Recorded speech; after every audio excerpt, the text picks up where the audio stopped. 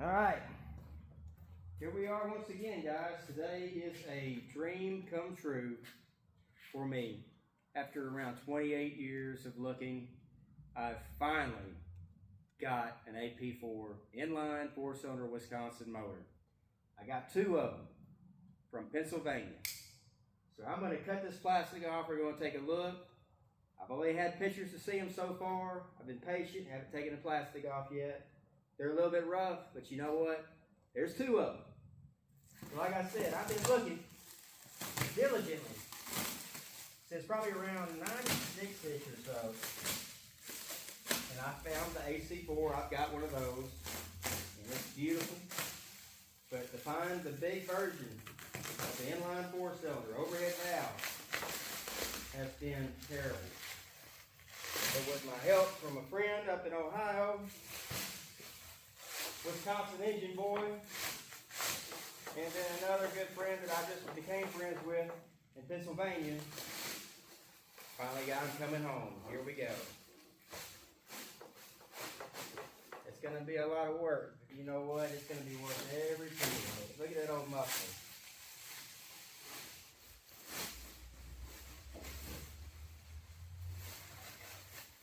Now that's what you call an unboxing right there. This one's got a clutch unit with a little gear reduction. I'd say 2.5 to 1 reduction maybe. Okay, so that's enough of that unboxing stuff. Let's get back over here and start taking a look at what we got, guys. We got two of these bad boys right here. Oh man alive, I can't believe it. This is great. This is great. Oh yeah, I still see a little bit of gray in there, kinda. You see that? Yeah, just a little bit. Here's the old shut-off switch. Look at there. Air intake for the cleaner. Oh man, look at that carburetor. This thing is huge compared to an AC4.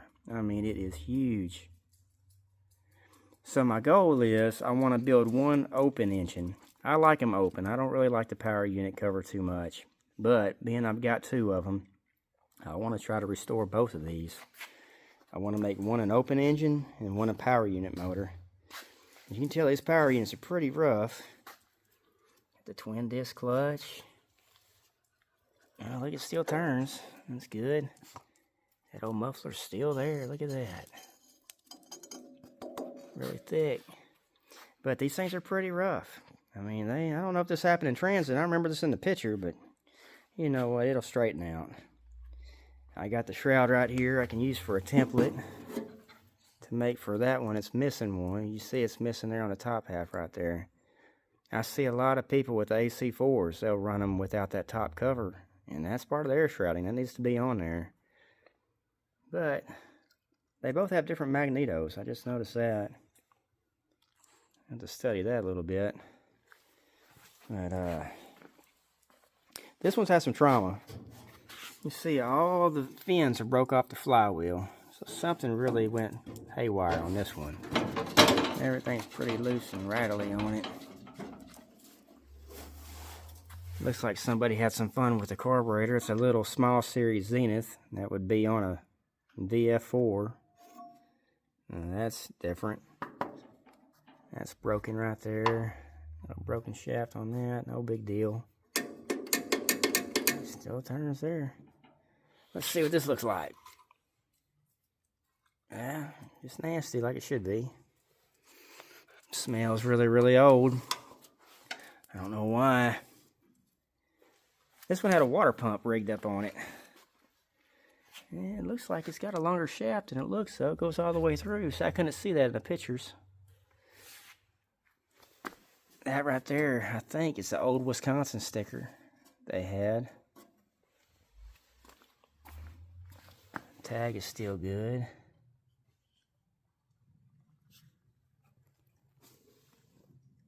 AC4I. The I is for cast iron piston. The newer version of this motor had aluminum pistons in it. And from all my research through the years, this is the same bore and stroke as a VG4D or VP4. Supposedly the pistons and the rods are interchangeable, and being Wisconsin, I believe it probably is. So, That's the old tag right there that gives you the information on it. I'll show you what that looks like here in a second. I can't complain, guys. I've got them. That's a Wyco. Good. I like Wycos. That moves. I got the tag down here too. It's a little bit different than that other one. Oh man, so much to take in. I know this is a terrible video, but man, I had to do it. That's got the real carburetor right there. Look how much bigger that one is compared to the Zenith they had on the other one. That's good. That's good stuff, man. That's good stuff. I'll show you what the data tag looks like. Let's walk over here real quick. So here's the AC4. This is the open engine. This is kind of what I want to do with one of those over there. You see this tag. I had a picture made of this. I had a sticker shop make this for me, and I put it on a piece of metal. And it's pretty close. I mean, it looks good. It's better than having a rusty tag there. This one, you know, it's got this AC4S right here. So, yeah. You can kind of see a size difference in it. I mean, it's hard to tell on the video. But I'll get them side by side here pretty soon when we get done with them. You'll see them. But that's about it. Just a little unboxing action. Little day in history. Got a lot of work to do. I'm anxious to see if they turn over. This one's completely rotted out on the bottom. I have a good feeling they're probably not going to turn. But, you know what? Let's put a hand crank on there and see. Let's just give it just a little budge. Just see if it pops. Hold on. Alright, let's see. I don't think this is going to work, but we're going to try it. First attempt. Let's go. Very easy. I'm feeling good so far. Oh, it turned. That's all I'm going to do. But it moved. Hey, it moved. I didn't do any tricks. Let's try this one over here. Surely this one will be locked up. Let's see if I can get this down somewhere. Alright, let's try this one. Oh man, it doesn't have a... Somebody's been playing around with this one. There's nothing there. Let me see if I can stick something in there.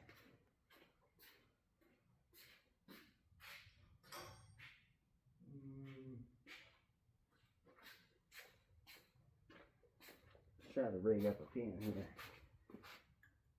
Get something to bite on. Yeah, ain't nothing either.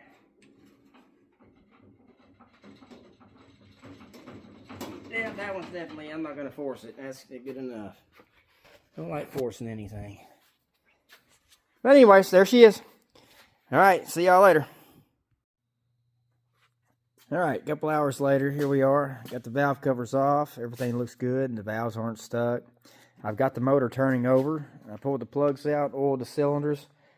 And it sounded really bad earlier when I kind of cracked it because the screen was bent in on the flywheel. You probably heard that. But anyways, went on just to be safe. I pulled the plugs out. And man, they look all the same. They all look this good right here. This motor's been played with probably not too long ago. Maybe 10, 12 years ago. I don't know. But I mean, all the plugs look really good. I washed it down first. You can see it's a little bit cleaner than it was. Took the magneto apart, got it sparking already, just had to clean the points, and everything looked great, man. I mean, it's just amazing how these old things will just hold their spark. Now here, I'll turn it over real quick, and you hear it. Well, I'll try to with it hanging up. Let me try this again here. A little sketchy. You know what? Just let me let it down. Let me put this thing. Put it here where you can not get motion sickness.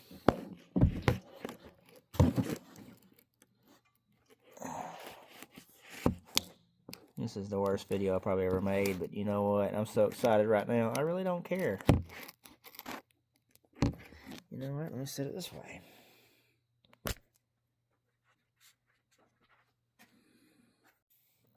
Alright, let's try that. Okay, so anyways, so I got it turning over. I'm draining the oil out right now so I can pull the oil pan off next. I really don't want to risk trying to run this thing, getting that screen inside the pickup tube. being sludged over. It's really not that dirty inside. Just right now, I can tell. But like I said, I don't want to risk it. So when I get an old motor like this, I always take the oil pan off because people are like, "Oh, the oil's gold." Well, yeah, the oil's gold because it's been sitting for 20 or 30 years, so it settles and it looks good. I made the mistake one time of getting impatient with one and cranking it up and getting it running. Next thing you know, it locks up or damages the bearings at the minimum because it's not oiling because the screen's clogged up on the oil pump. So we're not going to do that this time, but I can turn it over smoothly. Oh, man, that's it. Get the impulse coupler going and all that good stuff. So I'll get it up here in a minute. I'm going to pop the oil pan off of it and we'll video inside of it, kind of do it as we go. Hopefully by the morning. This is the same day. I just had to go somewhere. I changed clothes, but hopefully tomorrow we'll have the same. At least I'd like to crank it up and run it for a while and just kind of play with it. I'm going to go ahead and try to pull the carburetor off tonight and start soaking it and just get things good enough where I don't have to hand crank it too long to get it running. But I think tomorrow I'll get it busted off and kind of just tune around with it, play with it, let it run some good oil in it, and then go ahead and I'm going to do a full tear down on this motor. And I'm going to have to probably have some head gaskets made for it or something, but that's the only thing. So far, what I can tell, the manifold gaskets I can use from a VG4, the bigger round gaskets for the manifold, and then everything else I'll just use gasket seal like I always do anyways. The only gasket that I'm worried about, the main seals, you can change those over to newer style seals most of the time, but the only seals I'm worried about is the head gaskets, of course. There's no sense in even trying to find those. You just can't find those at all, period. But that's not a big deal. I've never had any made to date. Sometimes I'll just take them and if they're in good shape, just clean them up real good and just reuse them. So hopefully that's the case with this one. It's pretty rusty, it's rotted out in a few places, but I think she's a good runner. I really do. And it may not even need to be rebuilt, but I'm going to. I'm going to go ahead and I just can't wait to take the jug and the heads into the machine shop. They've never seen a Wisconsin like this, and get the valve guides done and the valves done in it. And I'm going to take all this stuff to them on this one just to kind of show it off, just so they can see something different instead of the same old parts coming in. So it'll be kind of cool. But we'll get the oil pan off and we'll look at it here in a little bit.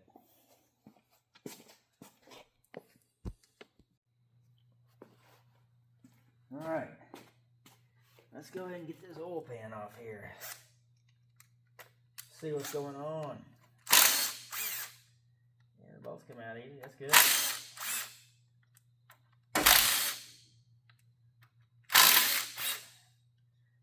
Ooh, I'm pretty excited. Pretty excited about this.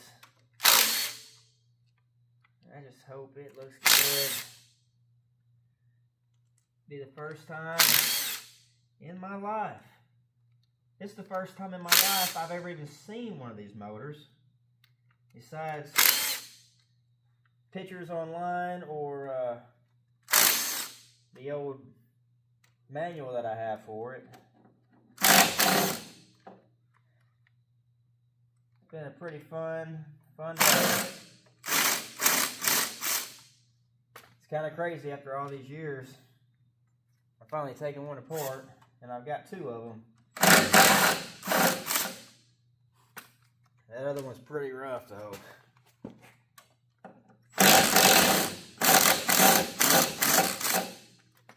Get into that one. I tell you, though, this motor is so... it's just so cool. It kind of just makes you wonder sometimes, that they had an inline overhead valve motor. It obviously was a really good motor. And then they replaced it with a flathead. But it did work for Wisconsin, that's for sure. I guess, everybody wanted V-power back then. And Oh, here it goes. We're going to witness this together. Here we go. Oh, oh my guys, look at that. Oh, wow. That was actually a factory gasket on there. Wow. It's ruined now. Cast iron pan, I figured, you know, I knew it was when I took it off, but I thought it was aluminum like the AC4, but it is not. Let me get a rag down here. Ooh, boy, it's looking good. Let's get a light. Let's get a light here. So let me see inside of it. Hopefully my light's charged up enough to do this. Oh, yeah. Put that right there. Oh, wow. Let me take the first look. Now, I tell you right now, I don't believe, yeah, they might. The VG4D rod will fit this. And I've been curious how the center main works on this thing. It's a big, oh wow. This is amazing. Let me get the, oh man, this is crazy. This is so crazy. Look at this. Alright. Look how clean it is, guys. There's your Timken roller bearing right there with a Babbitt center main. Now look how it comes apart. The whole center section, you unclamp, there's a set screw right here, and it looks like right here that comes in from the outside of the block. You release that center bearing section and slide it out of the back like a regular Wisconsin with the bearings on it. Let's look in there. Those are definitely cast iron pistons. I don't know if you can see that or not, but they are. Now, supposedly the pistons will switch over. I think I ran part numbers on these compared to a VG or a AP4. The rods look like they have smaller journals on them, though, but I don't know. They could be interchangeable. It'd be really neat to be able to put more new shell bearing rods out of a VG4 on here. This one looks like it's had work done. This one looks quite a bit different. Right here. I don't know if you can see it compared to this one. Looks like the Babbitt broke off the side of this one at one point. Oh, my light's going dead. That's about right. Well, sorry about that, but hey, you guys are witnessing it with me. I guarantee you, if anybody even cares about this video when they click on it, they're just as curious about the inside of one of these as I am. I've seen a lot of AC4s, but not this. The AC4, of course, doesn't have a center main bearing at all. This sucker is built, man. I'm telling you, it's ready to work. Now, the camshaft, I'm pretty sure it's floating. And I'm sorry about this light, guys, but yeah, it's floating. Nope, there is a center main on the camshaft also. I can feel it. Man, guys, this is a full-blown, for real 4-cylinder right here. Amazing. Man, this thing is built like a tank. Man, still got the good orange paint on the inside. Man, I think we're going places. Man, look at that oil pump. I wonder if it's got the gear for the... It does. It has the gear on the camshaft to run a distributor on it also. That's another option I got. I could put a distributor on here if I wanted to. But, you know, without electric start, I'll probably stick with the magneto. The governor system, I'm trying to see that. It runs over to the other side. It goes from up here, through the block, across the top of the crankshaft, and down to the governor flyweight section over here. That's pretty neat. Alright, we'll stop for now and we'll see what happens next. Alright, so here we are. I got a couple of these rod caps off. And I did some researching on it last night. these crank pins were smaller than the VG4, VP4. The wrist pins up on the piston, they are the same diameter. They're 15/16, but the width and the length of these are obviously smaller than the V4, so I'm not going to be interchanging any rods anytime soon, so we're going to have to keep her original.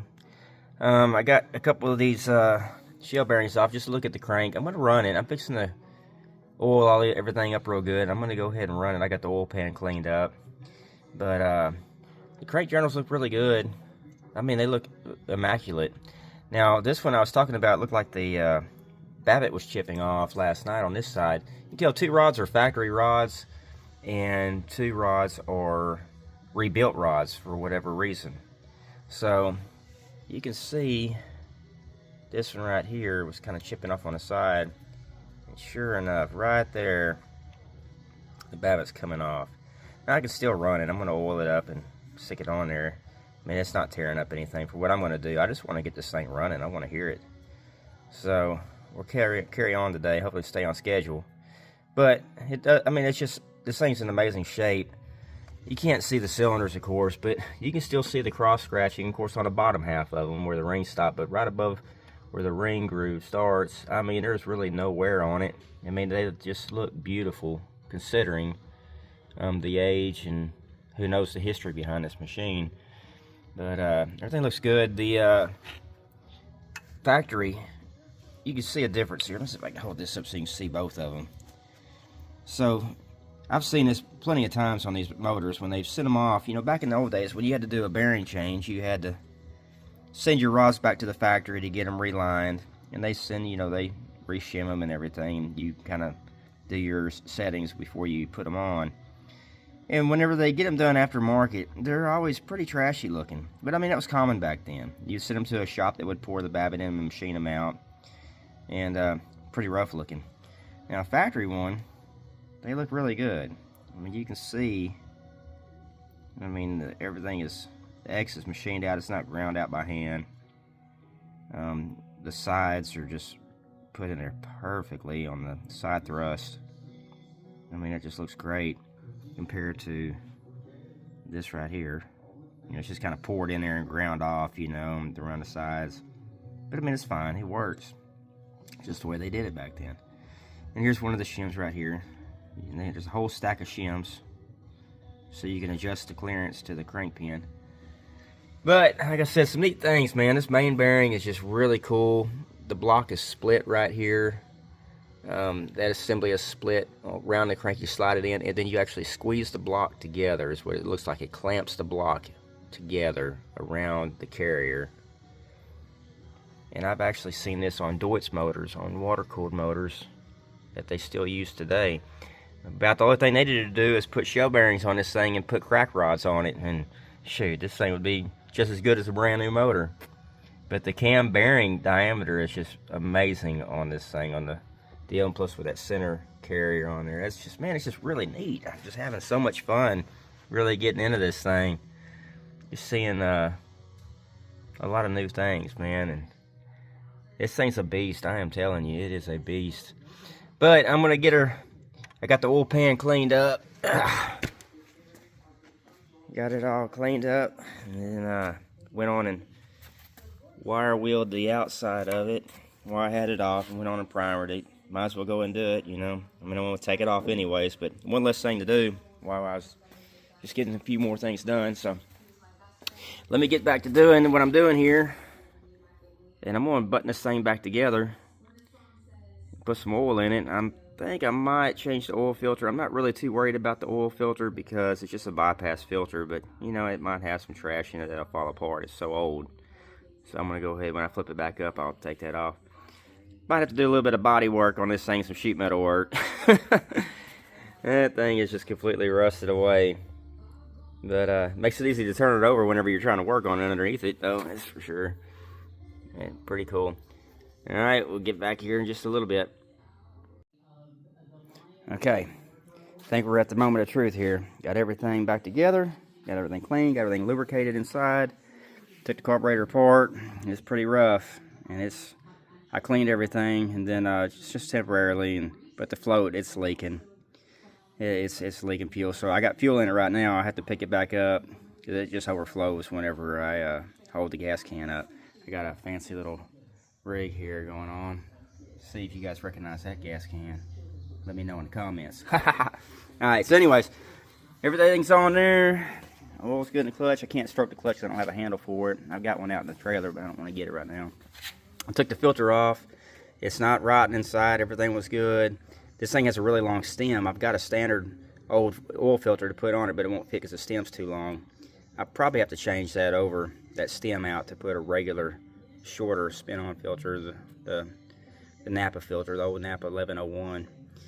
Anyways, got her sparking. Got it. The wires timed right. Man, that's about it. It's full of oil, so fix to start pulling on it. I'm gonna get my son to hold the phone, and I don't like hand cranking motors, guys. I like electric starts, so this could get ugly real quick. All right, we'll give it a little bit of choke. The choke cable actually works, man. This is crazy, and the throttle actually locks still. Let's see.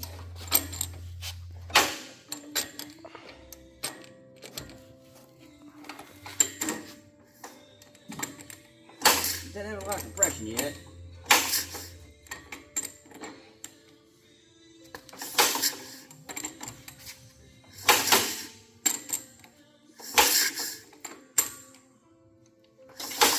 Man, that thing is, it's heavy D. I am not gonna have. I'm gonna get my longer hand crank.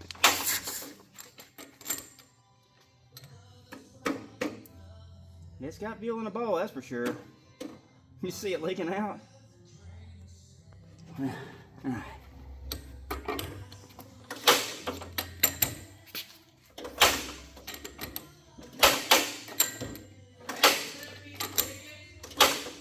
pause it. Let me get another hand crank. Alright, we're going to try the longer hand crank here. Putting a glove on because the swivel doesn't work on this one. This thing right here has been pretty rusty for years. It looks more... It's better though. Oh, it's way easier with that hand crank.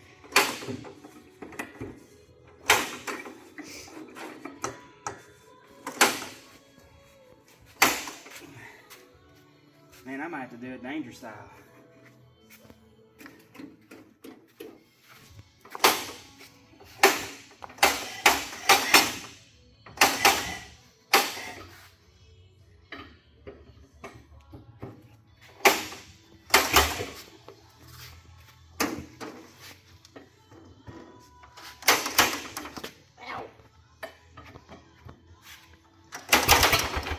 Oh,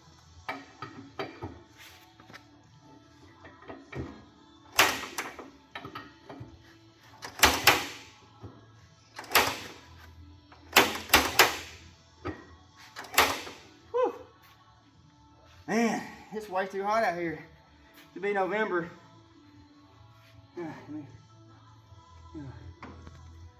Did you hear it kind of bust off? Mm-hmm. I'll tell you what, if this thing does crank up, it's going to blow tetanus everywhere. It's going to be bad.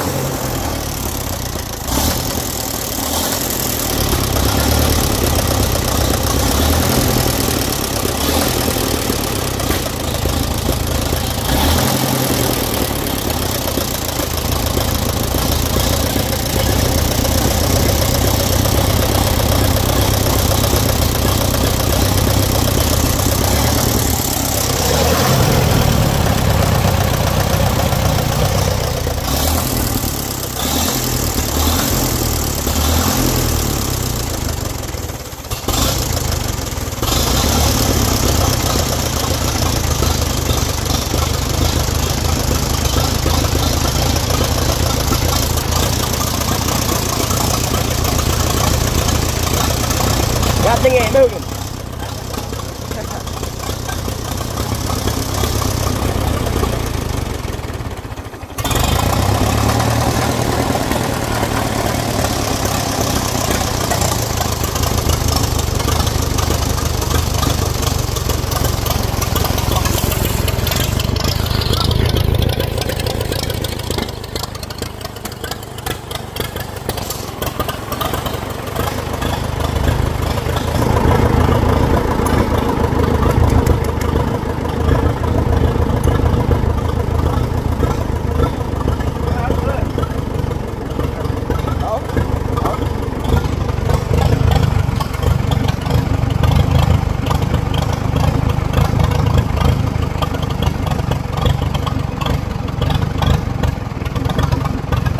So you said 2.5 to 1? That's what I think it is.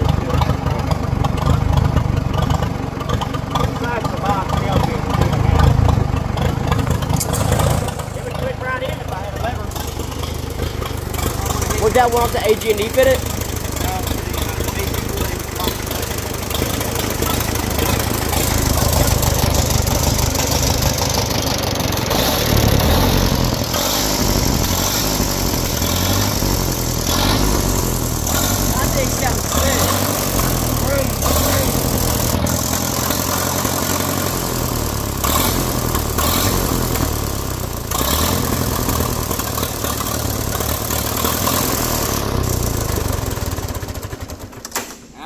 Hey, that's what I'm talking about right there, guys. Y'all saw it. First take apart, first crank up. Never done a video like this, a little bit trashy, but it sure was fun. I did notice something down here. It's making a little banging noise. It acts like the bearings need to be shimmed up. It's got the center main, but it's a babbitt, just a sleeve. I can see the crank kind of walking back and forth a little bit. But other than that, it sounds great. I'm sorry it runs like poo-poo, but that's the original plugs that it came with. Original raggedy wires, everything. And of course the carburetor's leaking fuel like crazy, so it's running really, really rich. But it sounds good. It's a runner. And it didn't kill me hand cranking it. Just imagine when it's tuned up right. Alright, we'll see you on the next video on this one.